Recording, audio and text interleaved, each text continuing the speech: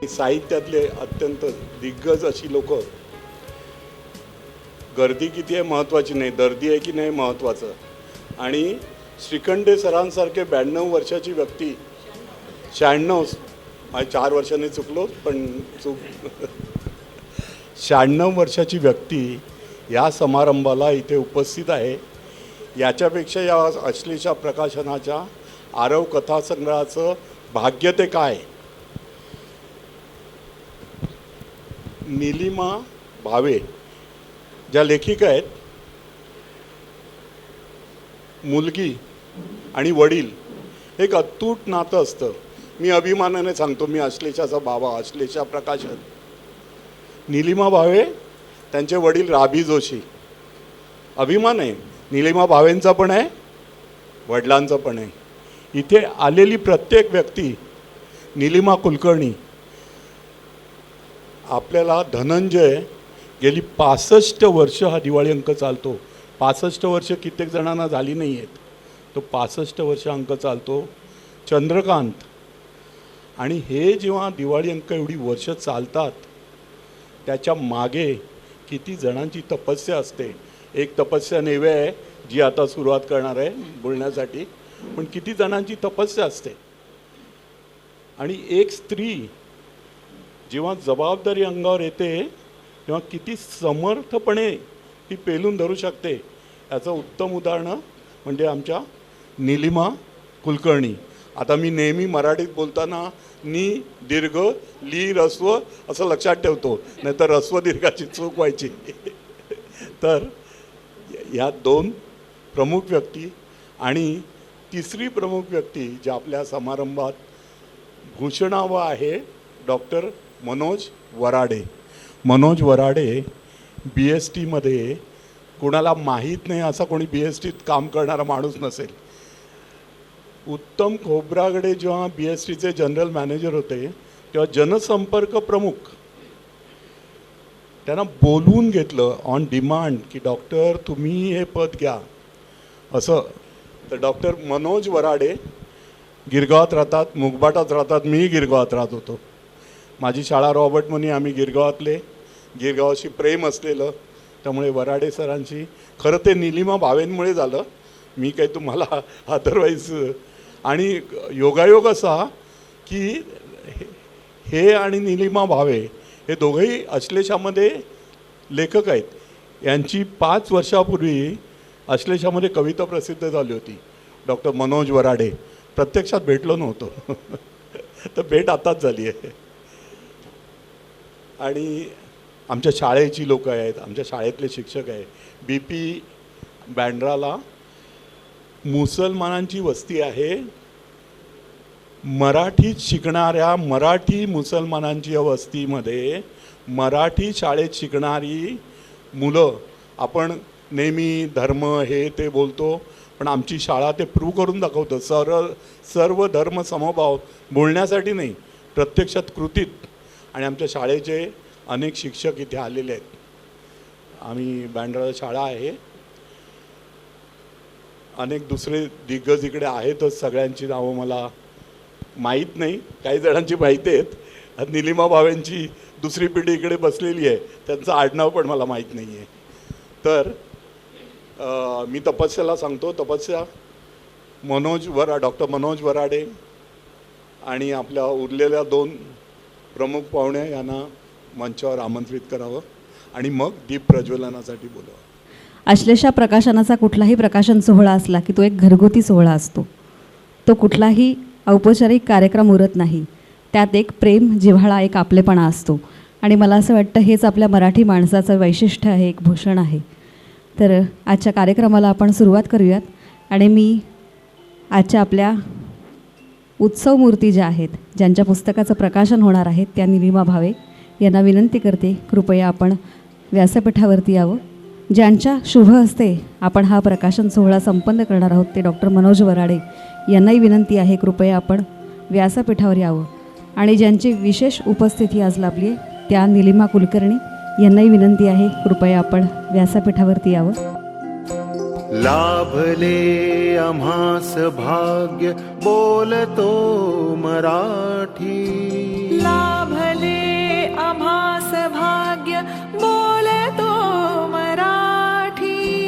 जाहलो खरेच धन्य ऐकतो मराठी. धर्म पंथ जात एक जाणतो मराठी. धर्म पंथ जात एक जाणतो मराठी. हे वढ्या जगात माय मानतो मराठी. बोलतो मराठी, ऐकतो मराठी. जाणतो मराठी, मानतो मराठी. आज सरस्वती पूजन करताना आपण सरस्वती वंदना न घेता आज आपण लाभले आम्हास भाग्य हे मराठी अभिमान गीत लावलं. याचं कारणच हे आहे की आज मराठी भाषा गौरव दिन आपण साजरा करतो आहे आणि सरस्वती म्हणजेच आपली मराठी भाषा. आणि म्हणूनच सरस्वती पूजन करताना आपण मराठी भाषा अभिमान गीत हे ऐकलं. आपल्या मनामध्ये, प्रत्येकाच्याच मनामध्ये मराठीविषयी आत्मीयता, प्रेम, अभिमान आहे आणि तो असायलाच हवा. कारण आपण मराठी आहोत, मराठी आपली मातृभाषा आहे आणि या भाषेचं वैभव हे या साहित्यामध्ये आहे, साहित्यिकांमध्ये आहे. आणि अशाच एक ज्येष्ठ लेखिका, साहित्यिका म्हणजे निलिमा भावे. गेली अनेक वर्ष आश्लेषा दिवाळी अंकामध्ये त्यांची कथा प्रकाशित होत असते आणि त्यांचाच नवीन कथासंग्रह आपल्या भेटीला येतो आहे, आरव. आणि त्याचाच प्रकाशन सोहळा आज आपण इथे संपन्न करणार आहोत. मी विनंती करते आश्लेषा प्रकाशनचे माननीय अशोक तावडे यांना की प्रकाशक म्हणून आपली भूमिका इथे त्यांनी मांडावी. प्रकाशकाचे 2 शब्द, मी मगाशी खूप शब्द बोलून झाले पण आता प्रकाशक म्हणून 2 शब्द बोलतो. प्रकाशक हा कोण असतो? जो एखाद्या लेखकाला, कवीला प्रकाशात आणण्याचा प्रयत्न करतो तो प्रकाशक. तो एक लाईट असतो, जसा कॅमेऱ्याचा लाईट आहे ना, तो आपल्या चेहऱ्यावर पडला की आपला चेहरा प्रकाशित होतो. तसा तो प्रकाशकाचा स्पर्श झाला की कवी, लेखक प्रकाशात येतात. पण ते मुळातच तसे असतात. आज मराठी भाषा गौरव दिन आहे. कुसुमाग्रज, कवी कुसुमाग्रजांचा जन्मदिवस म्हणून हा मराठी भाषा गौरव दिन साजरा करण्यात येतो. ह्या दिवशी हे प्रकाशन करण्याचं औचित्य हेच होतं. कुसुमाग्रज ज्यांच्या कविता आम्हाला कॉलेजमध्ये असताना होत्या, तुम्हाला कदाचित असतीलही. मी कॉलेजमध्ये होतो रुईयाला, तेव्हा आम्हाला एक कविता संग्रह होता विशाखा. सरांशी आमचं इंटरॅक्शन असायचं. तर त्यांना आम्ही कॉलेजमधली सगळीच मुलं नेहमीप्रमाणे, सर कविता सुचतात कशा, करता कसे, काय. तर म्हणे अरे फार माझा तो विशाखा काव्यसंग्रह आहे तुम्हाला. त्याच्यात माझी शेवटची कविता आहे समिधा. त्यात मी असा उद्देश लिहिला आहे. खडकाळ प्रांत हाई जेतून निघाली, पथशोधिता आली रानातून केली. नच रम्य रावळे कलापूर्ण वा घाट, तीरावर तुरळक अंकुरती वेली. नवपर्णांच्या या विरल मांडवा खाली, तोषेल कुणी शापेल कुणी दुर्वास. म्हणे या जळवत समिधा भव्याभी वृक्षाली. समिधाचं सख्या यात कसा ओलावा, फुलापरी मकरंद कुठून मिळावा. जात्याचं वृक्ष या एकच त्या आकांक्षा, तव अंतर अग्नी क्षणभर तरी फुलवावा. माझी कविता, माझं काव्य, माझं लेखन तुझ्यामध्ये जे स्फुलिंग आहे त्याला जागृत करण्यासाठी होतं. आणि आजच्या आपल्या ज्या लेखिका आहे त्या अनेक कॅम्पमध्ये, भारतातल्या अनेक भागात त्यांचे हे जिओफिजिसिस्ट होते. आणि जिओफिजिसिस्ट ही फार मोठी गोष्ट असते. भारतामध्ये कुठल्या ठिकाणी काय खनिज आहे, तेल आहे, याचं संशोधन करणारे व्यक्ती, संशोधक. आणि त्यांच्या सुविद्य पत्नी त्यांच्याबरोबर अनेक जंगलात, अनेक कॅम्पमध्ये फिरायच्या. आणि व्यक्ती दुसऱ्याला जेव्हा ऑब्झर्व करते, बघते, निरीक्षण करते आणि त्या निरीक्षणातनं ती लिहायला लागते. आणि मग निलिमा भावेंसारख्या लेखिका तयार होतात आणि मग माझ्यासारखे प्रकाशक उभे राहतात आणि मग प्रकाशन सोहळा होतो. हे माझे प्रकाशनाबद्दलचे 2 शब्द. अशा कार्यक्रमांमध्ये वक्ता कोण आहे, कोण बोलणार आहे, कोणाला आपण ऐकणार आहोत, हे अत्यंत महत्त्वाचं असतं. कारण त्या निमित्ताने काही चांगले विचार, काही चांगले शब्द आपल्या कानावर पडतात आणि त्यात आपल्या शब्दसंपदेमध्ये वाढ होते. आणि असंच गेले अनेक वर्ष आम्ही ज्यांच्या कथा वाचत मोठे झालो आहोत त्या म्हणजे निलिमा भावे. आज कुसुमाग्रजांच्या जन्मदिनी त्यांचं हे पुस्तक प्रकाशित व्हावं हा एक खूप सुंदर योग आहे. कारण शब्दांना खूप महत्त्व असतं. सुधीर मोगेंच्या शब्दात सांगायचं तर शब्दांना नसते सुख, शब्दांना दुःखही नसते, ते वाहतात जे ओझे ते तुमचे आणि आमचे असते. आणि असंच या शब्दांनी, त्यांच्या शब्दांनी आपल्या मनामधली व्यक्ती जिवंत ठेवणं, माणूस पण जिवंत ठेवण्याचं काम ही सगळी साहित्यिक मंडळी करत असतात. आणि त्याच मांदियाळ्यातल्या निलिमा भावे. मी विनंती करते की एक लेखिका म्हणून आज या पुस्तक प्रकाशनाच्या निमित्ताने त्यांनी मनोगत व्यक्त करावं. कारण प्रत्येक पुस्तक हे त्या लेखकासाठी त्याचं नवीन बाळ असतं. तर काय सांगाल या कथासंग्रहाच्या प्रवासाबद्दल? नमस्कार. आपल्या सर्वांना मराठी भाषा गौरव दिनाच्या हार्दिक शुभेच्छा. फक्त एवढंच की दरवर्षी एक 10 दिवस साजरा करून हा गौरव संपू नये. आपण कोणीच वर्षभर हा गौरव करीत राहावं, मराठीत बोलत राहावं, मराठीत लिहित राहावं आणि मराठी ऐकत राहावं. याचा अर्थ सगळ्यांनी मराठी बोलावं. तर आपल्या सर्वांचे मी मनःपूर्वक आभार मानते या कार्यक्रमाला उपस्थित राहिल्याबद्दल आणि आपल्या सर्वांचं मनापासून स्वागत करते. मला बोलायचं आहे. मला प्रकाशकांनी सांगितलं की तुमच्या लेखन प्रवासाबद्दल बोला. तर थोडासा त्याचा आढावा मी घेणार आहे. एका वाक्यात सांगायचं तर माझ्या लेखनाच्या क्षेत्रातला माझा प्रवास हा अगदी रमतगमत झालेला आहे. म्हणजे एखाद्या बागेत फिरावं तसा, कधी कुठे थांबावंसं वाटलं तर थांबावं, कधी काही बघावंसं वाटलं तर बघावं आणि पुन्हा चालत राहावं. म्हणजे कुठे खास जायचं असं कधी ठरवलेलं नव्हतं, कुठे पोचायचं असंही कधी ठरवलेलं नव्हतं, कुठे कसलं स्थान मिळवण्याची सुद्धा इच्छा धरली नव्हती. मनात घोळणाऱ्या एखाद्या अनुभवाबद्दल लिहावंसं वाटलं तर जसं वाटलं तसं लिहायचं. त्याला विशेष काही आकार वगैरे देण्याचा प्रयत्न करायचा नाही, कोणत्या प्रकारात ते बसते त्याचा विचार करायचा नाही. अशा पद्धतीने मी आजपर्यंत लिहित आले. लिहिलेलं मला स्वतःला बरं वाटलं तेव्हा संपादकांकडे पाठवलं, त्यांना बरं वाटलं तेव्हा त्यांनी ते छापलं, वाचकांना आवडलं तेव्हा त्यांनी पत्रांनी फोननी आवर्जून कळवलं, परीक्षकांना बरं वाटलं तेव्हा त्यांनी पुरस्कार दिले. एकूण हा सर्व प्रकार, हा सर्व प्रवास सुखेनेव चालत आला आहे. तर याची सुरुवात कशी झाली याचा संबंध मला आयुष्यात आलेल्या वेगवेगळ्या अनुभवांशी आहे. आपल्याला सुरुवातीला तावडे सरांनी सांगितलं त्याप्रमाणे माझा जन्म साहित्यिक घरातला. माझे वडील राभी जोशी मराठीतले प्रसिद्ध ललित लेखक. विशेषतः प्रवासवर्णन या तशा यांत्रिक आणि वृक्ष लेखन प्रकाराला त्यांनी एक लालित्याची डूब दिली आणि साहित्याच्या क्षेत्रात आणलं आणि ललित लेखनाच्या दालनात त्याला स्थान दिलं.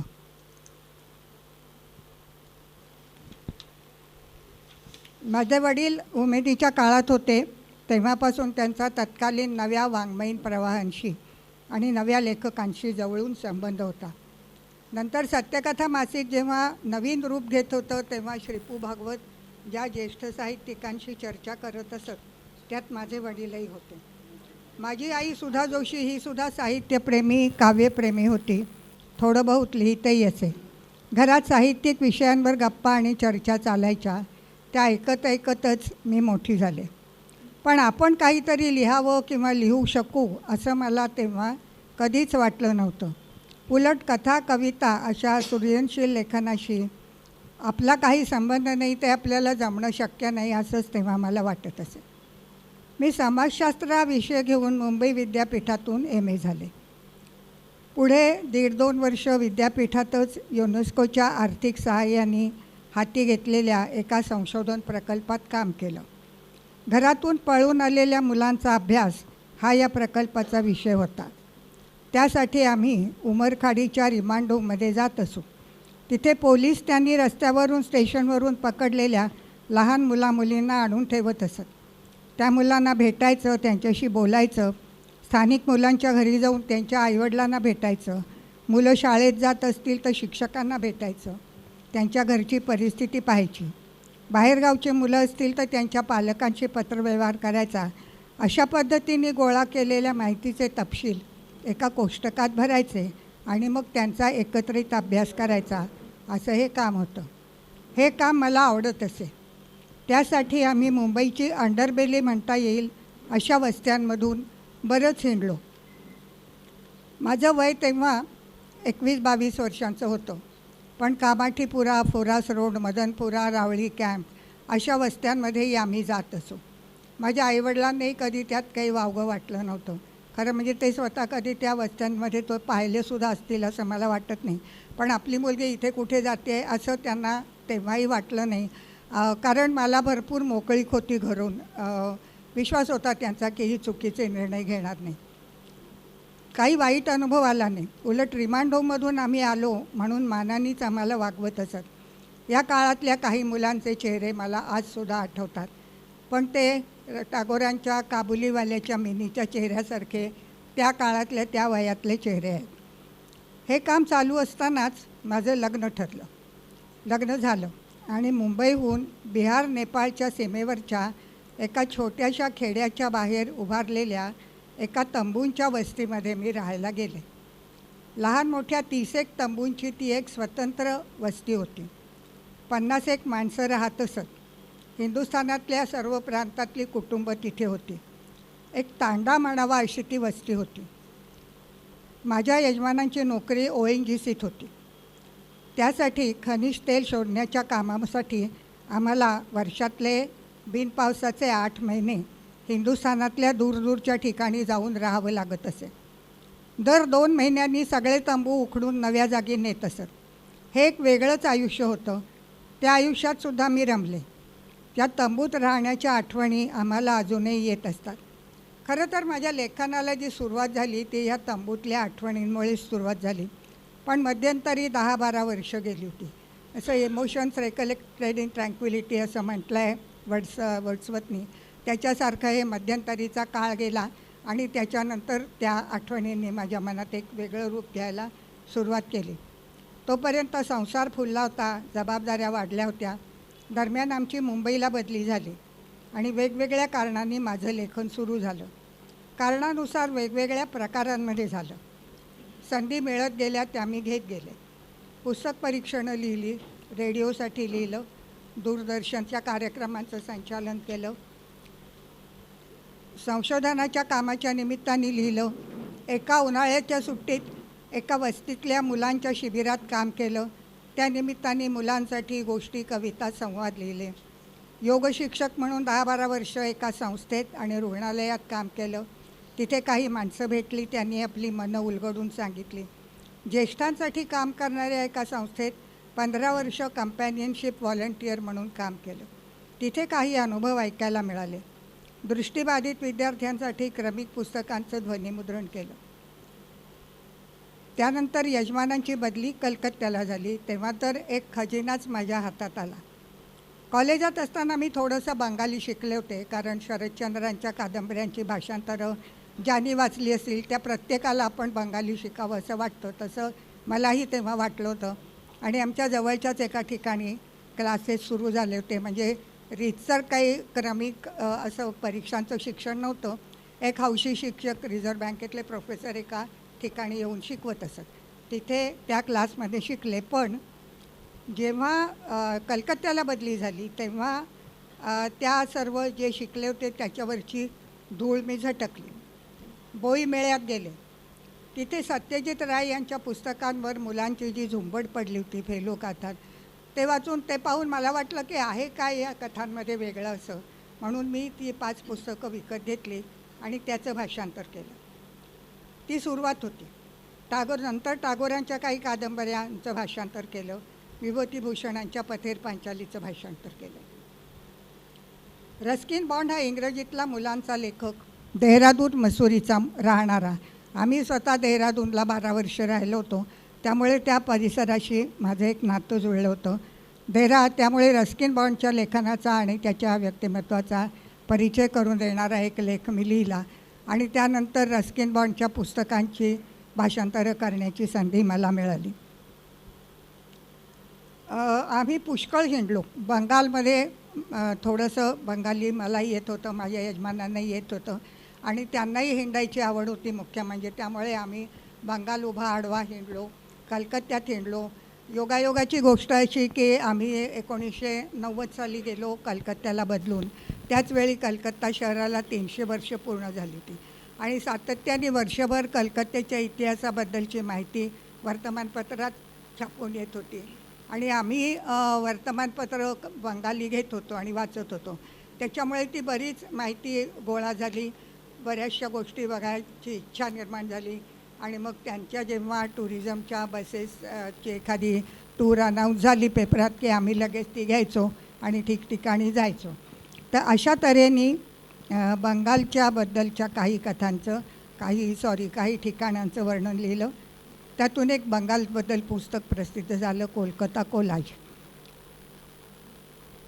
जे सगळे अनुभव जे इतके सगळे आत्ता सांगितले कोणत्या कोणत्या क्षेत्रातले, लहान मुलांचे, मोठ्या माणसांचे, म्हाताऱ्या माणसांचे, प्रवासाचे, ते सगळे काही लेखनात उतरले नाहीत. कारण एक तर मला असं हुकमी लेखन जमत नाही आणि मला असं वाटतं की एखादा अनुभव मनात जेव्हा रेंगाळत असतो तिथून तो जाणीवेत उतरतो, स्वतःचा होऊन जातो, तेव्हाच तो साहित्याचं रूप घेतो.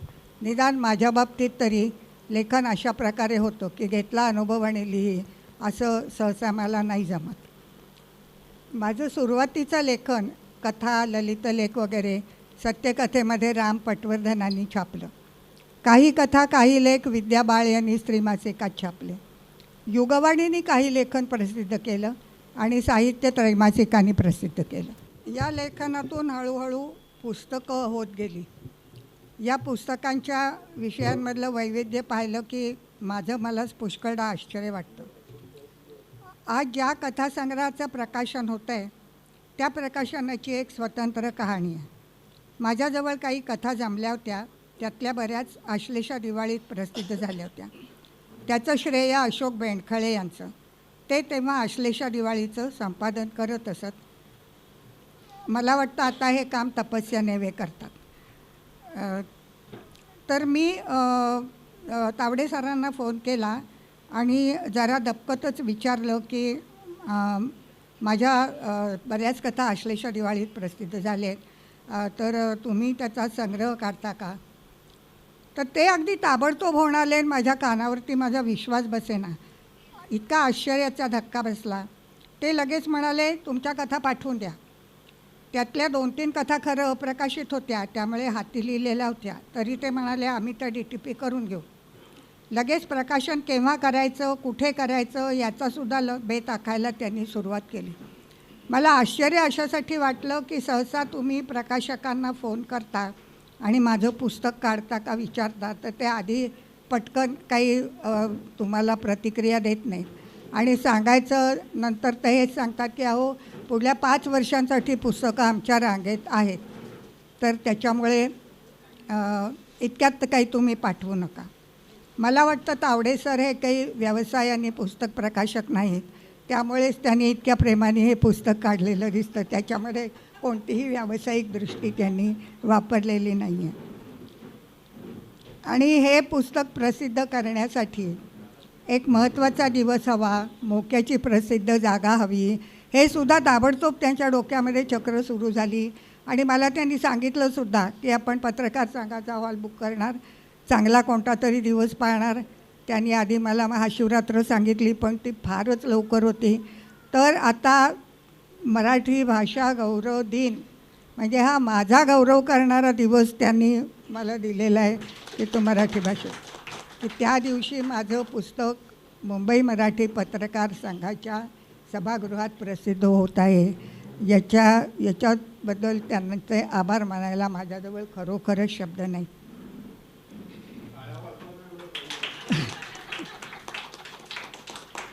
आणि सांगायचं कारण म्हणजे कथा त्यांच्याकडे पाठवल्यावर 1.5 महिन्यात संग्रह प्रकाशित झालासुद्धा.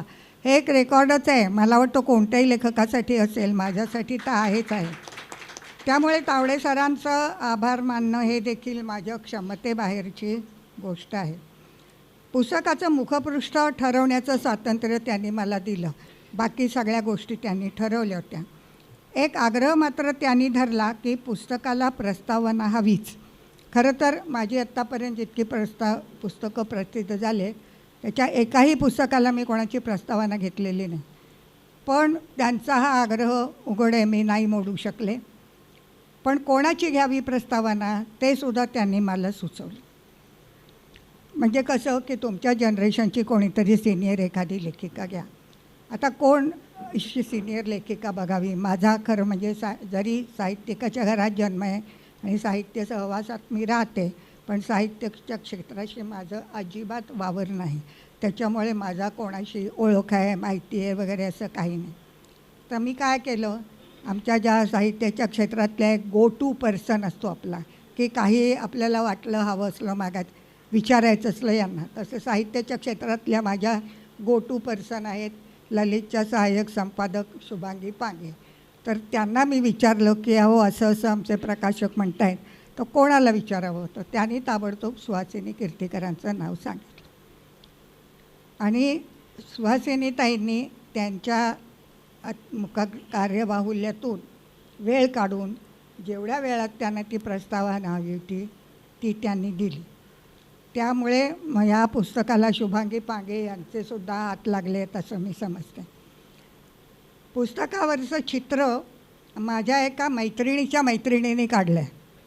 ती मैत्रिणी इथे बसली आहे, मसरत आजमी. तिच्या एका मैत्रिणीने एक चित्र काढलं, ते तिने एका ग्रीटिंग कार्डवरून अनेक चित्र पाठवली, त्याच्यात हे पाठवलं. ते मला इतकं आवडलं की मी ते माझ्या घरात लावून ठेवलं. म्हटलं तर ह्या पुस्तकावर कोणतं बरं चित्र लावावं. तर मी म्हटलं की हे लावूया.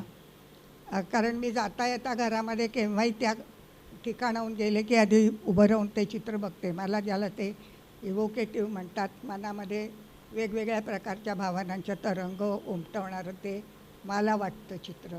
की ती बाई काय बरं विचार करत असेल, पहाटेच्या वेळी इथे बसली आहे, असं वाटतं आहे की हातात कॉफीचा कप आहे का, आपण नीट बघितलं तर तो तसा नाही आहे वगैरे वगैरे. तर त्या माझ्या हिच्या मैत्रिणीने लगेच परवानगी दिली. म्हटलं तुम्हाला काय याचे द्यायचं ते सांगा. प्रकाशकांनी सांगितलं आपण देऊ त्यांना काय हवं असेल ते. त्या म्हणाल्या मला काही नको, फक्त माझं चित्र आहे एवढं तुम्ही तिथे नाव घातलं तरी पुरे, आणि एक पुस्तकाची प्रत मला द्या. म्हटलं ती तर तुम्हाला मिळेलच. असे हे पुस्तकाचे एक एक भाग्ययोग आहेत. आणि अशा प्रकारे हे पुस्तक आपल्यासमोर येत आहे. ज्या सहजपणे हे सर्व घडून आलं त्यावर माझा खरोखर अजूनही विश्वास बसत नाही. पुस्तक निर्मितीशी संबंधित सर्व व्यक्तींची मी अगदी मनापासून आभारी आहे. तावडे सरांचं तर माझ्यावर ऋणच आहे. त्यांना माझा नमस्कार. त्यांच्या पत्नी आदितीताई यांचा त्यांच्या सर्व उपक्रमांमध्ये सहभाग असतो, त्यांनाही नमस्कार. श्री मनोज वराडे आणि श्रीमती निलिमा कुलकर्णी यांनी या प्रकाशनाच्या कार्यक्रमात सहभागी होण्याची विनंती मान्य केली, त्याबद्दल त्यांची मी मनापासून आभारी आहे. पुस्तक अतिशय चांगल्या दिवशी आणि चांगल्या योगावर प्रकाशित होतं आहे याचा मला मनापासून आनंद आहे. पुन्हा एकदा आपल्या सर्वांचे आभार. नमस्कार. हा परिचय मी संपवते. मी तावडे सरांना विनंती करते की आपण सगळ्या मान्यवरांचं पुष्पगुच्छ देऊन इथे स्वागत करूयात. त्याचबरोबर निलिमा कुलकर्णी, धनंजय आणि चंद्रकांतच्या संपादिका, त्यांचंही स्वागत. आणि आजच्या उत्सवमूर्ती निलिमा भावे यांचंही पुष्पगुच्छ देऊन स्वागत करतील अश्लेषाताई. आणि आपल्यामध्ये आज उपस्थित असलेले सगळ्यात तरुण वयवर्ष 96 असलेले श्रीखंडे सर, त्यांचं स्वागत अश्लेषाताई करतील. माझ्या प्रत्येक कार्यक्रमाला अत्यंत कमी वेळ जरी तिच्या हाताशी असला तरी तपस्या नेवे येते. आज किती तिने प्रयत्न करून आली आहे मला कल्पना आहे. आणि परत 3:30च्या आज जायचं आहे आणि आता 3:30 वाजले आहेत. तर मी मेजर डॉक्टर अश्लेषा तावडे केळकरना विनंती करतो तिचं स्वागत करावं इथे आल्यावर.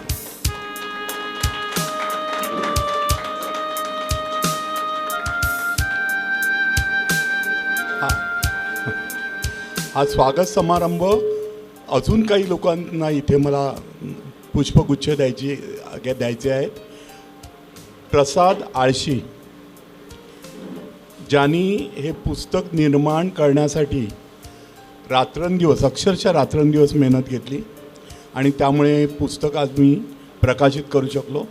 मी अश्लेषा तावडे विनंती. प्रसाद आळशी, नावात जरी आळशी असलं तरी ते कामाच्या बाबतीमध्ये मात्र अत्यंत तत्पर असतात. अश्लेषा दिवाळी अंकाचं मुद्रित शोधन असेल किंवा अश्लेषा प्रकाशनाचं कुठलंही मुद्रित शोधनाचं काम असेल तर ते प्रकाश आळशी सर अत्यंत तत्परतेने करतात.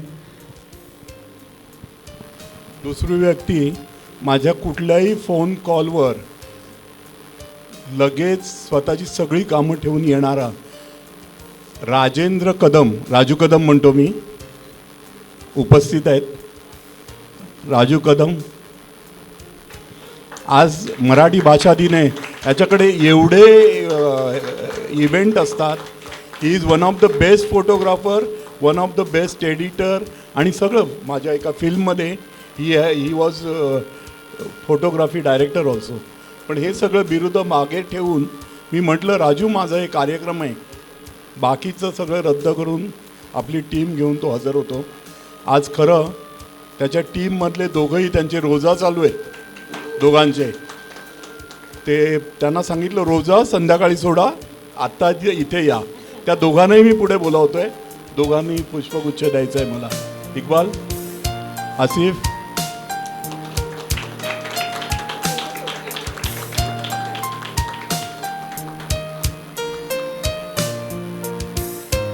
रोजा चालू आहे पण इकडे आले, येऊन पोचलेले आहेत आणि फोटोग्राफी करतायत. एक व्हिडिओ घेतोय. अजून एक महत्त्वाची व्यक्ती इथे आली आहे, माझ्या प्रेमासाठीच आली आहे.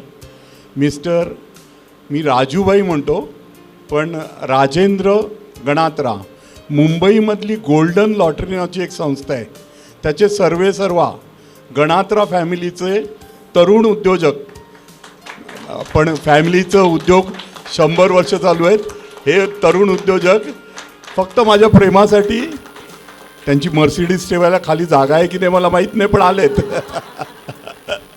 तर त्यांचे खूप खूप स्वागत. अनेक जण आहेत, माझे दोन्ही मेहुणे आले आहेत. ॲडव्होकेट रमेश सावंत, तुम्ही एक पुष्पगुच्छ घेऊन जा. या तुम्ही, या. ते लाजणारे आहेत, माझी बायको जशी थोडी मागे राहते, पण रमेश सावंत या तुम्ही. हे माझ्या बायकोचे भाऊ पण आहेत, अश्लेषाचे मामा पण आहेत आणि माझ्या प्रत्येक कार्यक्रमाला हजेरी लावतात.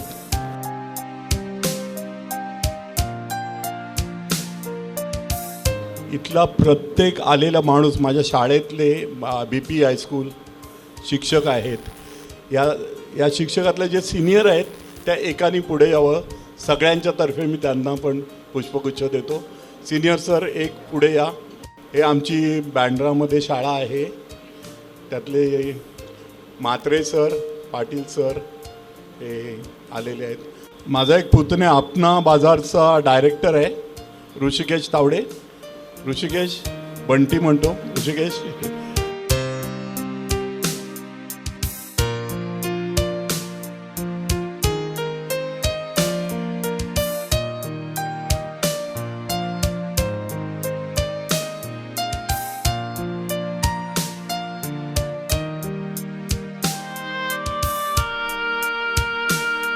आता या सर्व कार्यक्रमामध्ये ज्यांच्या पाठबळाशिवाय हा कार्यक्रम किंवा कुठचाच कार्यक्रम मी करू शकत नाही, त्यांचं नाव आहे सौ अदिती तावडे. मध्ये अशोक आहे, ते मी आता घेत नाही, तर त्यांनी पुढे यावं आणि त्यांच्याच कन्येकडनं सत्कार स्वीकारावा.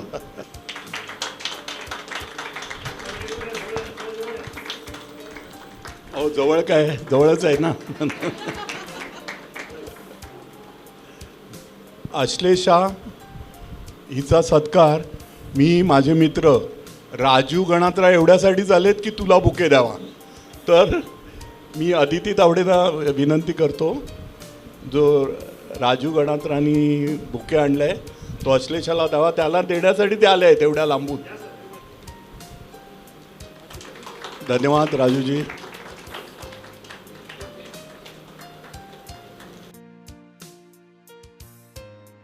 करतो. निलिमा भावेंची मुलगी, तिचं स्वतःचं HR कंपनी पुण्याला आहे.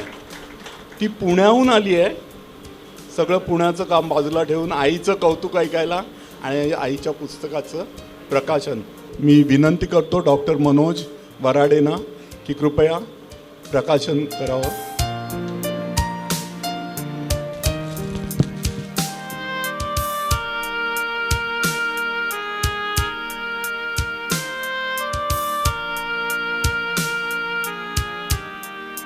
यासोबत आपल्या आरव या कथासंग्रहाचं इथे प्रकाशन झालं असं आपण म्हणू शकतो. आणि त्यासोबत आपण आता पुढचा ज्याच्याकरता सगळे आपण आतुरतेने वाट पाहतोय त्याच्यातला एक भाग झाला आहे आणि एक पुढचा भाग जो आहे 2 टप्पे आहेत अजून. तर त्याच्याकरता मी निलिमाताईंना विनंती करते की त्यांनी आपलं मनोगत. व्यासपीठावरील सर्व मान्यवर आणि आपण सर्व उपस्थित या सर्वांना नमस्कार. आजच्या या निलिमाताईंच्या पुस्तक प्रकाशनाच्या कार्यक्रमात मला असं वाटतं की मी आगंतुक आहे खरं म्हणजे.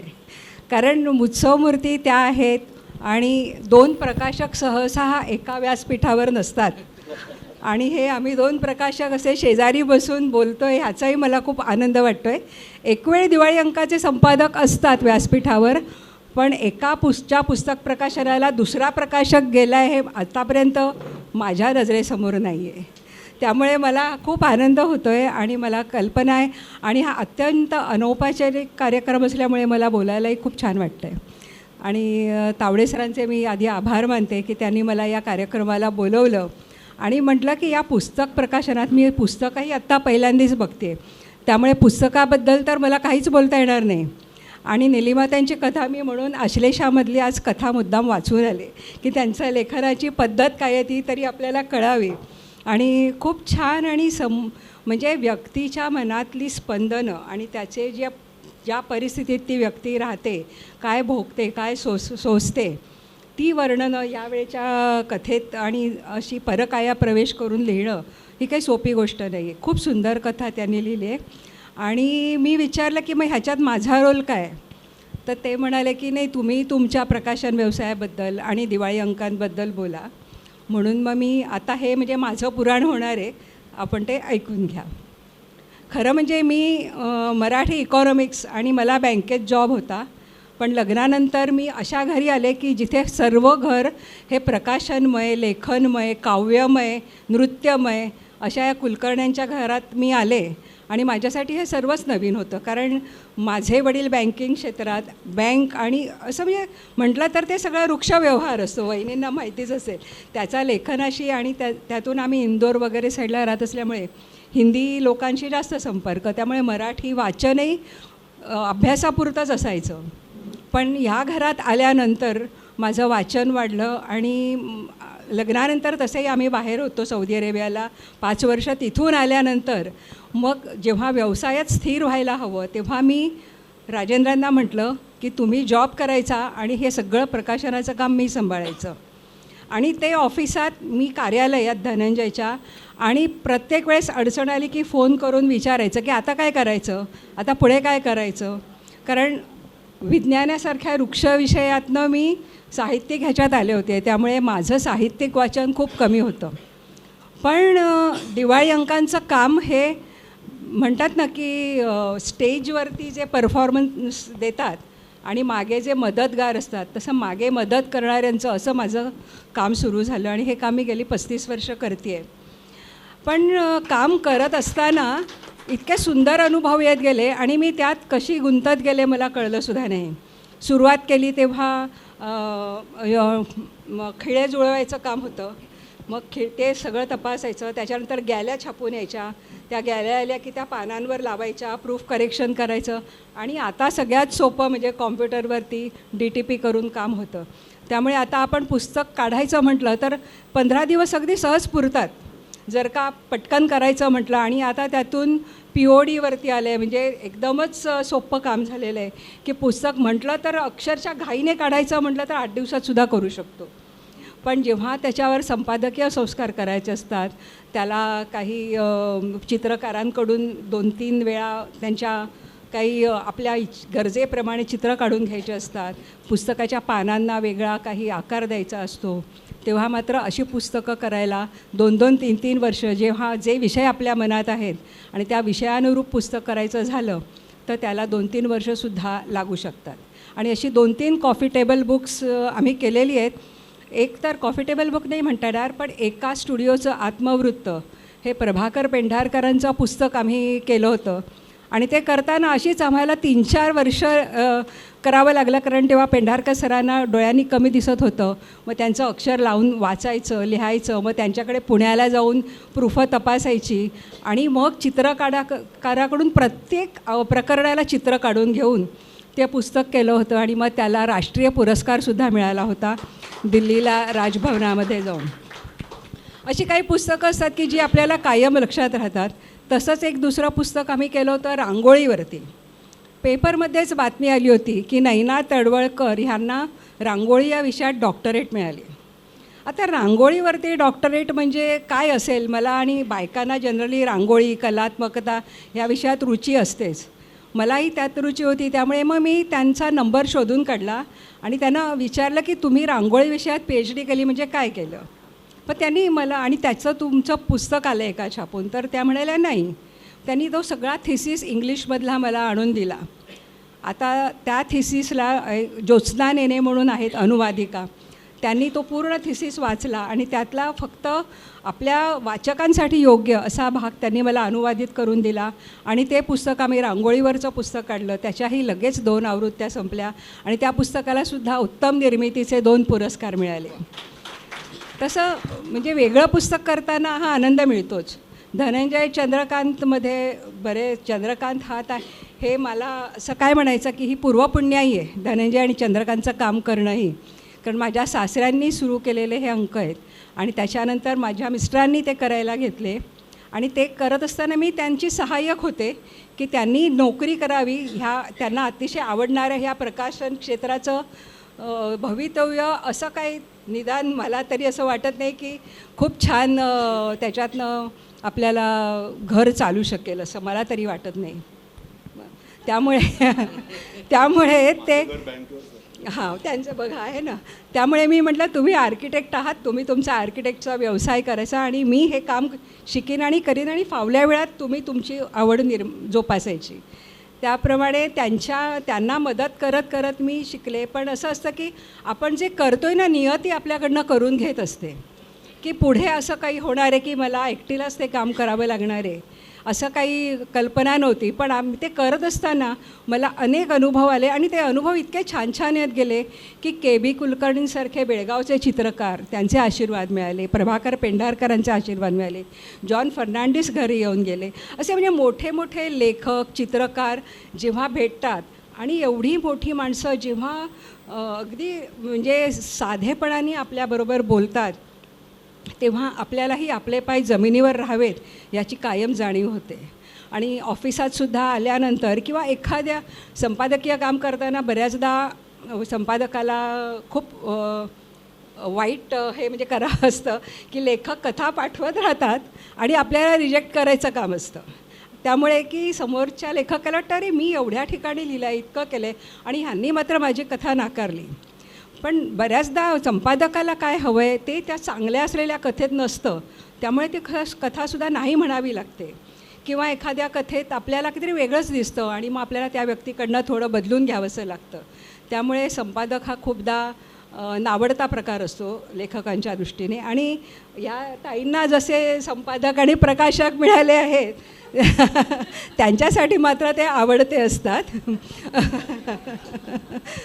पण अशा म्हणजे चांगल्या वाईट अनुभव घेत हे काम करताना जेव्हा पहिल्यांदा मी एका आमच्या छोट्याशा बाइंडरकडे आमचे अंक बाइंडिंग व्हायचे आणि 50-60 अंक बाइंड होऊन झाले की टोपलीवाला बोलवायचा, त्याच्यातनं ते घ्यायचे, ट्रान्सपोर्टपर्यंत पोचवायचे किंवा बागव्यांच्या दुकानांपर्यंत पोचवायचे. ही सुरुवातीची कामं मी केलेली आहेत. ते मी कधी बाइंडरच्या इथे गेले की या सुनबाई म्हणून त्याचे स्वागत करायचे. तर ते मला इतका आनंद वाटायचं की अरे इथेसुद्धा आपल्याला कोणी असे नातेवाईक मिळत आहेत आणि आपलं कौतुक करत आहेत. त्या ओढीने कामात मी रमत गेले. आणि हे आता बाइंडर आणि स्वतः रेल्वेला जाऊन पार्सलं टाकणं वगैरे ही अशी कामं सुरुवात करून मग राजेंद्रांच्या बरोबरीने मी हळूहळू कथा वाचणं, कथा एडिट करणं किंवा कुणाची कथा आवडली तर त्या कथा लेखकाला पत्र लिहून पाठवणं वगैरे अशी कामं हळूहळू माझी पदोन्नती होत गेली आणि वर्करपासून मी संपादकीय कामापर्यंत पुढे येत गेले. त्यामुळे इथे मी सगळ्या प्रकारचे अनुभव घेतले. सगळे अनुभव म्हणजे जेव्हा की रेल्वे पार्सल हे आपल्या रेल्वेच्या बाहेरगावच्या गाड्या जातात त्याला लागूनच पार्सल ऑफिस होतं आणि ते सगळं पुरुषी क्षेत्र आहे. तिथे कधीच बायका दिसायच्या नाहीत आणि तिथे मी जेव्हा पार्सलं टाकायला जायची तेव्हा मला कळायचं नाही की माझं पार्सल ते पटकन काट्यावर का टाकत नाहीत.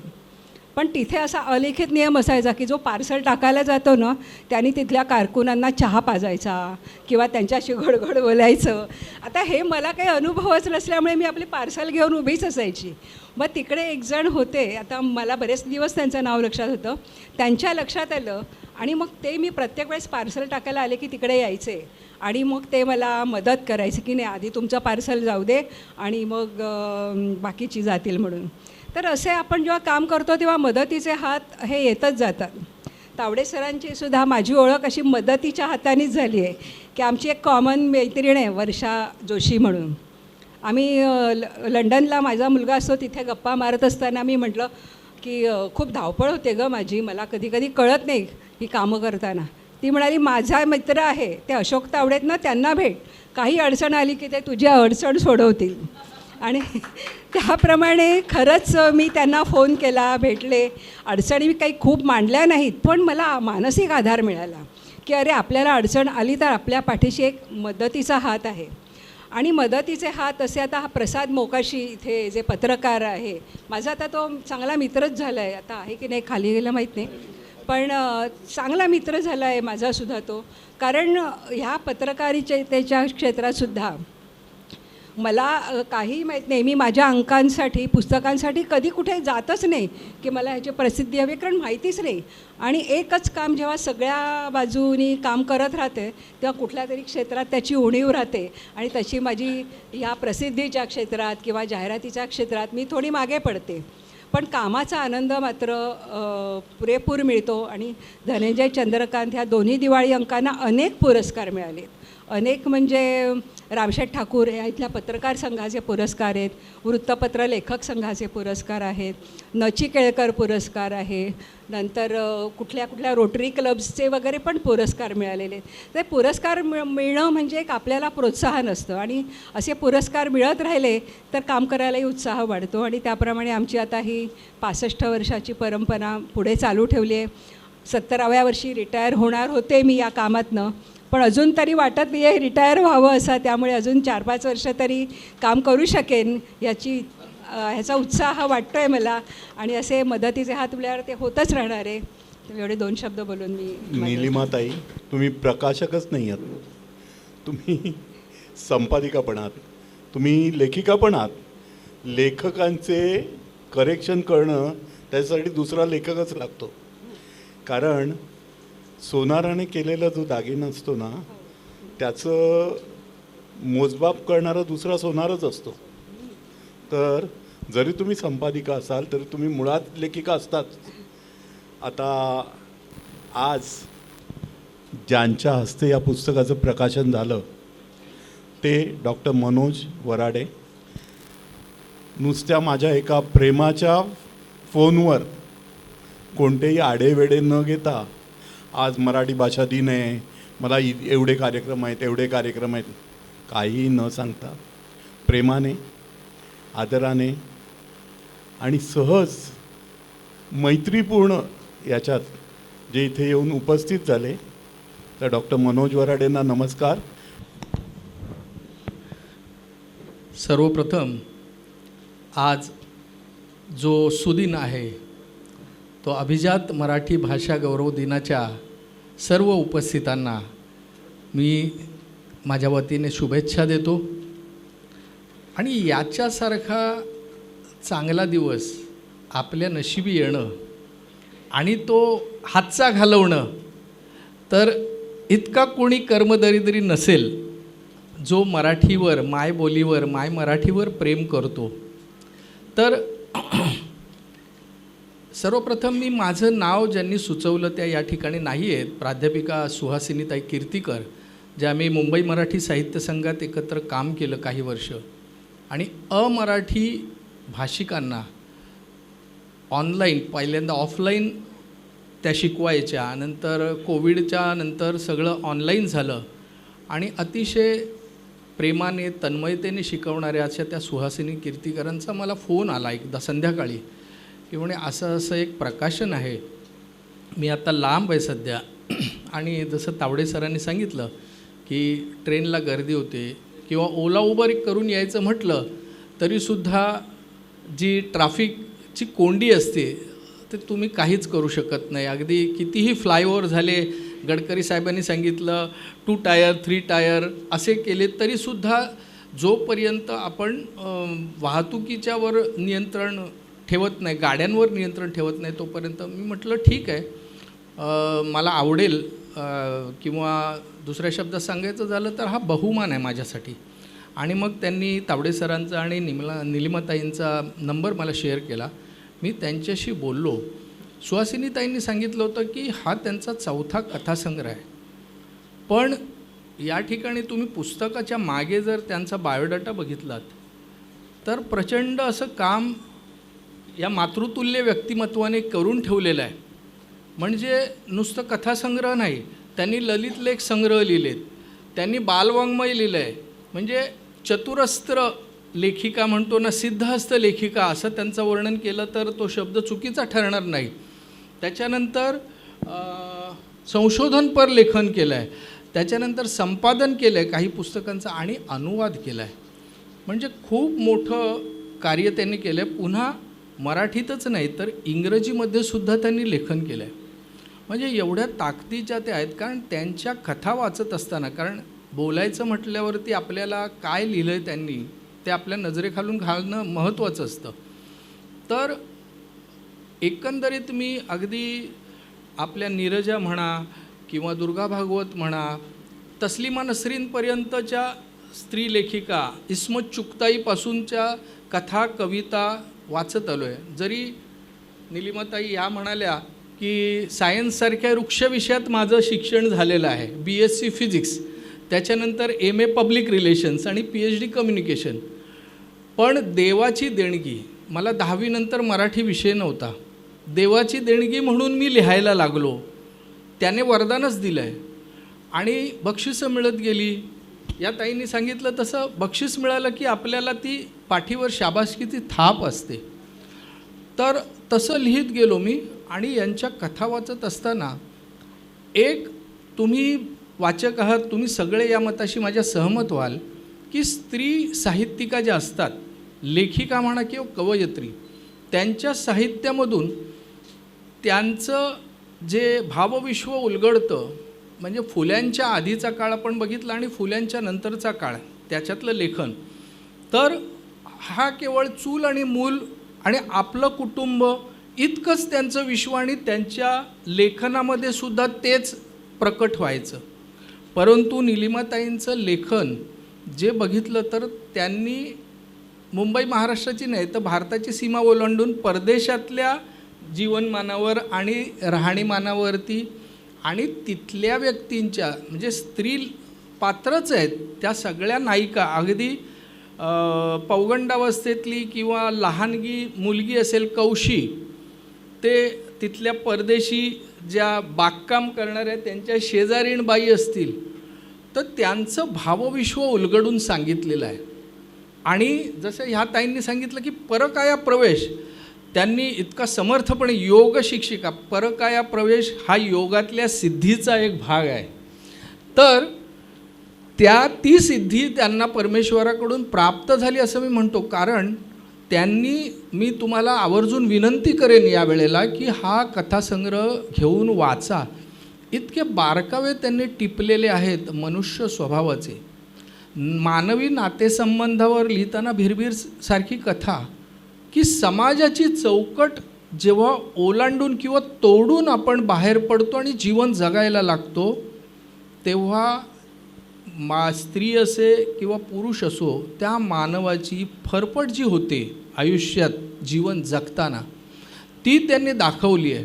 पण कुठेही भडकपणा नाही, कुठेही अश्लीलता नाही, अतिशय संयत अशी लेखणी त्यांची आणि ओघवती शैली, जे आपण हा शब्द सर्रास वापरतो, पण खऱ्या अर्थाने ती कथा नाही. मला तो कथासंग्रह हातात घेतल्यानंतर तो ठेवावासाच वाटत नव्हता. म्हणजे एक संपल्यावर दुसरी, दुसरी संपल्यावर तिसरी, आणि अशा ज्या त्यांनी कथा ज्या लिहिल्या आहेत त्या वेगवेगळ्या. परत आता बंगाल, मी म्हटलं एक कथा आहे त्याच्यात बंगाली सगळी पात्र आहेत. म्हटलं ह्या फिरल्या नक्की असतील, कारण एवढे तपशील आहेत. भानामती, बरोबर, तर त्याच्यामध्ये एवढे तपशील आहेत की बारकावे आहेत. म्हणजे मध्यमवर्गीय कुटुंबीयच आहेत, चोरी होते साधी घरी, आणि त्याच्याभोवती ती कथा फिरते.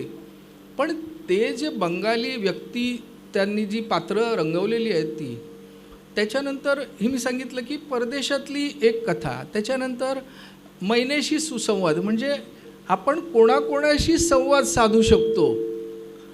खूप खोलवर जाऊन त्यांनी त्या भावभावना आणि त्यांचं भावविश्व, 5 पिढ्यांच्या गोष्टीमध्ये तर त्या नायिकेची आजी आणि तिची नात अशा 5 पिढ्यांचं चित्रण त्यांनी समर्थपणे दाखवलं. आणि त्याच्यामध्ये कम्युनिकेशनचा विद्यार्थी असल्यामुळे की पूर्वी पोस्टकार्ड, आंतरदेशीय पत्र ही लिहिली जायची.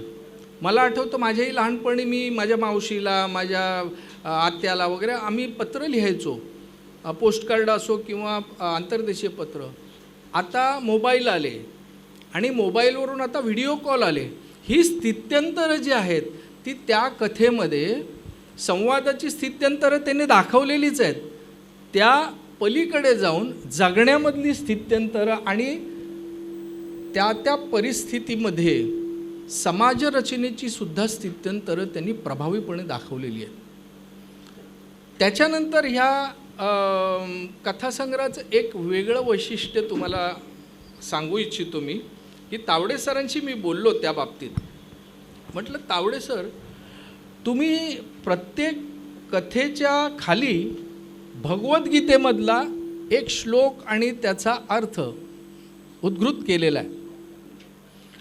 तर मी भगवद्गीतेची संथा घेतली आहे आणि आत्ता एक ऑनलाईन क्लास जो निरूपणात्मक अटेंड करतो आहे.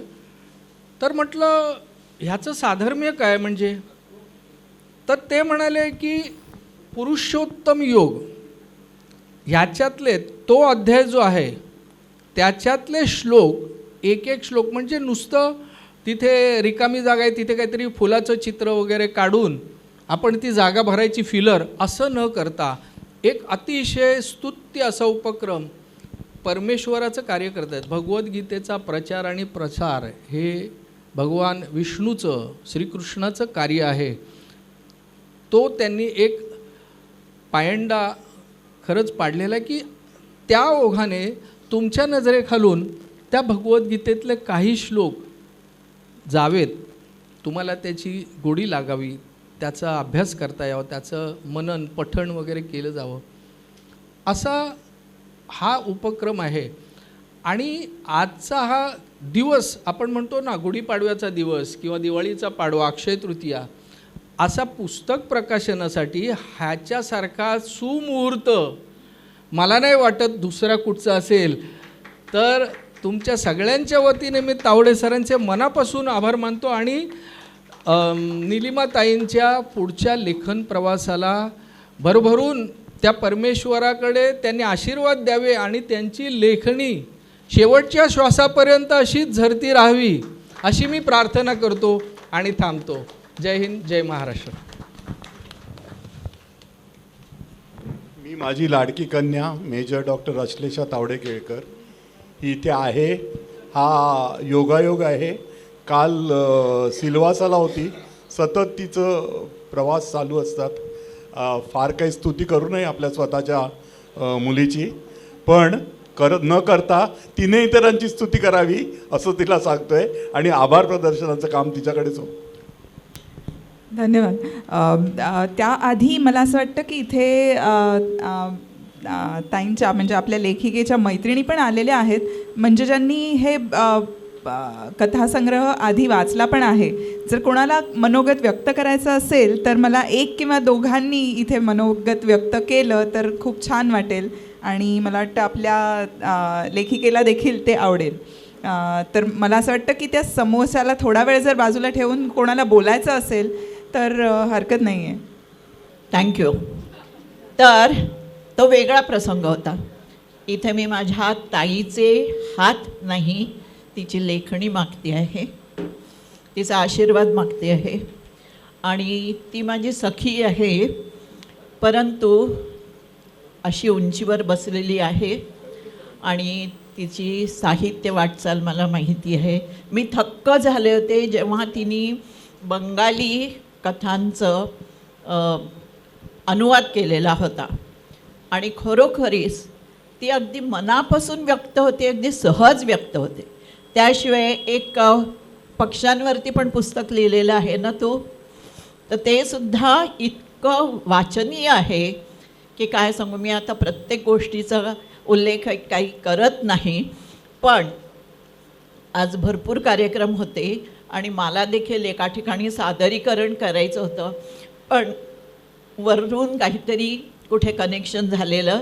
आज सादरीकरण होतं, त्यांनी आपोआपच ते उद्या ठेवलेलं असल्यामुळे मला काहीही म्हणजे त्याच्यामध्ये अटकाव आला नाही, कारण मी अगदी फार फार प्रेमाने ह्या समारंभासाठी आलेली आहे आणि भरपूर पुस्तकं व्हावीत. मनोज सरसुद्धा आमच्याबरोबरचे आणि आमचे आदर्श आहेत. तर पुन्हा एकदा खूप खूप धन्यवाद आणि तुला भरपूर शुभेच्छा. मी जयश्री चौधरी. आणि आता आपण मला वाटतं आभार प्रदर्शनाकडे वळूयात. मी इथे जमलेल्या प्रत्येकालाच मनापासून आश्लेषा प्रकाशनातर्फे मनपूर्वक आभार मानते. तसंच या म्हणजे पुस्तकाचं मी बघितलं तर ते मुद्रण देखील निलिमा एंटरप्राइजेसच आहे. तर आज इथे निलिमा अजून एक पण आहेत. माझ्या आईचं नाव देखील पूर्वाश्रमीची निलिमा, त्यामुळे बाबांचं जे ते दीर्घ ली ऱ्हस्व वगैरे जे काय आहे ते तिथपासून सुरू झालं आहे, ते कधीच चुकणार नाही. त्यामुळे आज अगदी सुंदर योग आहे आणि तुम्हाला आता कळलं असेल की कसं लिहिलं ते प्रकाशन झालं. त्याच्या मागे अजून एक कारण म्हणजे हे, पण सगळ्यात महत्त्वाचं कारण म्हणजे तुमची कथा. तर खूप खूप धन्यवाद ताई, तुम्ही ती एवढं सुंदर ह्या कथासंग्रह एवढी वर्ष आश्लेषातर्फे तुम्ही म्हणजे आश्लेषा दिवाळी अंकामध्ये तुम्ही हा प्रकाशित करताय आणि त्यांना एकत्र करून, तर तुमचं सगळ्यात मोठं आज आभार आमच्यातर्फे आणि आपले जे प्रमुख पाहुणे आहेत आणि मुख्य अतिथी आहेत दोघांचेही मनापासून आभार. तसंच इथे जमलेले जे पत्रकार बंधुजन आहेत, आणखीन भगिनी आत्ता काही एक शेवटी आल्यात, आपण मला वाटतं 2 मंडळी आलेत, मला नाव नाही माहिती, पण खूप खूप आभार तुम्ही इथे आल्याबद्दल. तर पण जे सगळे लेखिकेच्या प्रेमाखातर इथे आलेले मंडळी आहेत सगळ्यांचे खूप खूप आभार. म्हणजे मी त्यांच्या मुलीचे आभार काय मानणार, पण तरी देखील खूप तुमचे आभार की तुम्ही तेवढा सगळा प्रवास करून आलात. तसंच माझे दादा इथे आहेत, बंटी दादा, तर त्यांचे देखील आभार. ठाकूर दादा, त्यांचे देखील खूप खूप मनापासून आभार. साळवे साहेबांचं खूप खूप आभार, इथे पोहोचलेत ते त्यामुळे. आणि महाराष्ट्र पोल्युशन कंट्रोल बोर्डाचा खूप मोठा वाटा असतो आश्लेषा मध्ये, हे मला कल्पना आहे. खूप धन्यवाद. मिलिंद ठाकूर दादांना देखील मी पुढे बोलावते. बाबांच्या हस्ते एक आपण छोटासा थोडं ओळख. नमस्कार मित्र, मैं आशा शर्मा, सहारा अधिकार न्यूज़ चैनल की एडिटर. हमारा प्रिंट अखबार भी है और समाज सेवक भी है. हम लोग समाज के हित के लिए बहुत अच्छे काम कर रहे हैं और आप सबके आशीर्वाद से हम लोगों के पास से कोई खाली हाथ नहीं जाता है, क्योंकि पत्रकार बंधु हमारा जो परिवार है वो लोगों को लेके चल रहा है और हमारी भी वही सोच है. सर जी आपको भी धन्यवाद, काफ़ी अच्छा प्रोग्राम रहा. आप लोग भी बहुत अच्छा काम करते हो. हम लोग खूब उत्साहित होते हैं जब आप लोग मराठी पत्रकार संघ में आते हो, तो मैं खास करके आप लोग को आज के दिन पे धन्यवाद करती हूँ. परिचय करून द्या. माझं नाव प्रियंका सिंगे आणि मी दिव्य भारत न्यूज चॅनलला काम करते ॲज अ रिपोर्टर. थँक्यू. खूप खूप धन्यवाद. तुम्ही आजच्या दिवशी इथे आला आहात आणि ह्या कार्यक्रमाची शोभा वाढवली.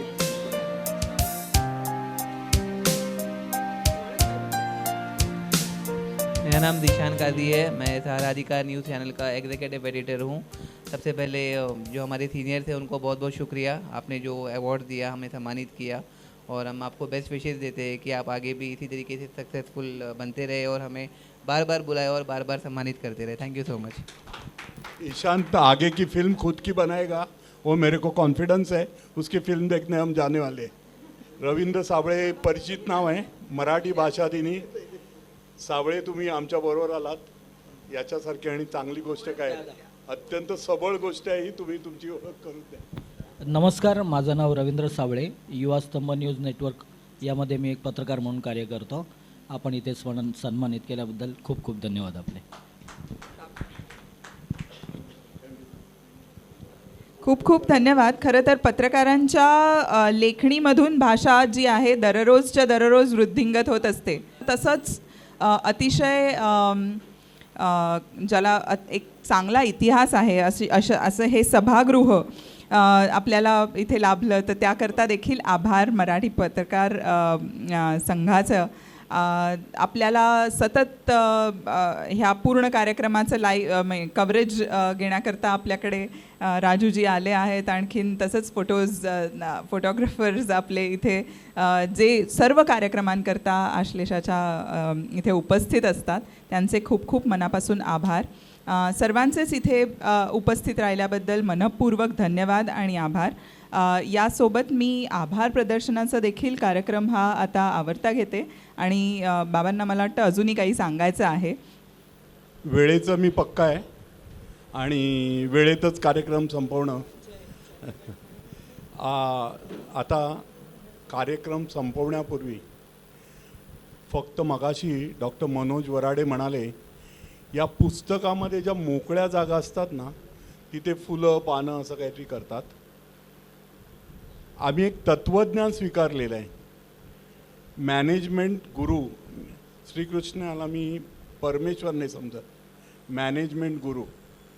एक द्रष्टा व्यक्ती ज्याने स्वतःचं आयुष्य अत्यंत गरीब, गुराकी गोकुळातला, ते महाभारताच्या महायुद्धात त्यांना विजय मिळवून देणारा तत्त्वज्ञ, असा ज्याच्या आयुष्याचा प्रवास, तो तत्त्वज्ञ, त्याचं आपण गुरु म्हणून स्वीकार केला.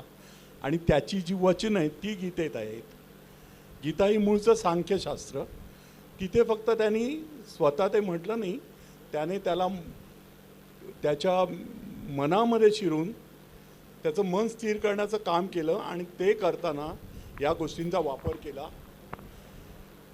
तर पुरुषोत्तम योग तुम्ही मला म्हणालात, प्रत्येक व्यक्तीत परमेश्वर असतो. त्याला अल्लाह म्हणा, त्याला ईसा म्हणा, त्याला कृष्ण म्हणा, पण परमेश्वर आहेच आणि तो तुमच्यात आहे, माझ्यातही आहे, अंश आहे त्याचा. परमेश्वर सर्वव्यापी आहे, युनिव्हर्सल सेट.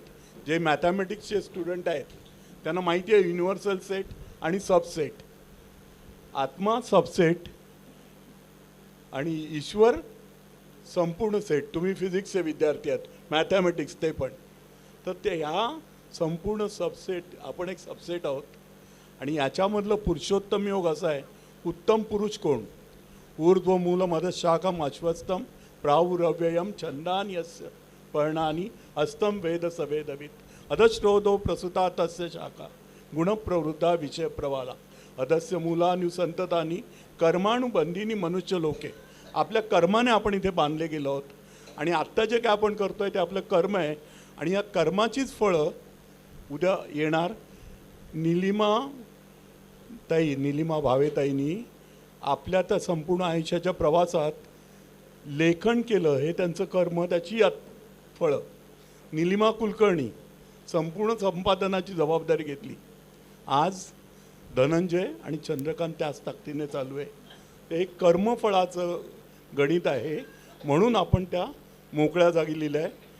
प्रसाद आळशींना ते नक्की माहिती आहे, कारण त्यांनी मला विचारलं, सर हे असं का करतो आहे आपण, मोकळ्या जागा का भरतो आहे? म्हटलं लोकांपर्यंत काहीतरी विचार जायला पाहिजे. ते अल्लाह असेल, ईसा असेल, कृष्ण असेल, किंवा गुरु नानक असेल, तुम्ही कोणाच्याही याने म्हणा, पण शेवटी आपल्यामध्ये जो ईश्वर आहे त्याला जागृत ठेवणे आपलं काम आहे.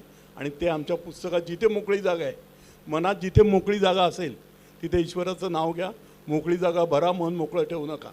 याच्यावर आजच्या कार्यक्रमाची आपण सांगता करतो.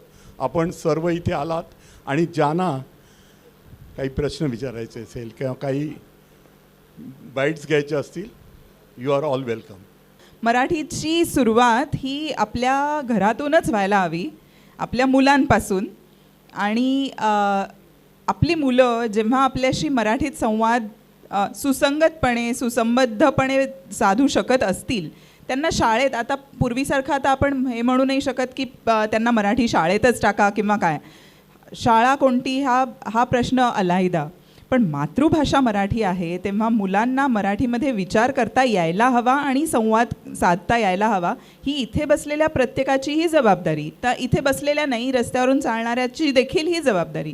तर आपण ही स्वतः ही जबाबदारी घेऊन आपण पुढे चालायला हरकत नाही असं मला वाटतं.